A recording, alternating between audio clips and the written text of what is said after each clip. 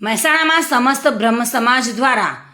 ભગવાન પરશુરામ જન્મોત્સવની ભવ્ય ઉજવણી કરાઈ હતી. શોભાયાત્રા સમગ્ર મહેસાણાના મુખ્ય માર્ગો પર નીકળી હતી અને ભગવાન પરશુરામના જન્મોત્સવ નિમિત્તે રાજકીય આગેવાનોએ હાજરી પણ આપી હતી. શોભાયાત્રા ગણપતિ મંદિરથી પ્રસ્થાન કરી રાંઝાનો ઢાળ લઈ તોરણવાળી માતાના ચોક, આજા ચોક, પટવાપોળ વ્યાસ મોહલ્લાને ઊંચી ચોક, પટવાપોળ વ્યાસ મોહલ્લા ઊંચી શેરી થઈને પોલીસ ચોકી, કૃષ્ણનો ઢાળ ઉતરીને ભમરિયા નાળાથી જય ટીવી રોડ, પ્રજાપતિવાડી, આશીર્વાદ ચોક થઈને ગાયત્રી મંદિર એટલે કે તમામે તમામ મહેસાણાના રાજમાર્ગો પર ફરીને કોલેજ જઈને હાઈવે, મોઢેરા 4 રસ્તા, રાધનપુર 4 રસ્તાથી ગોપીનાળામાંથી ગણપતિ મંદિર પરત ફરી હતી અને ભગવાન પરશુરામની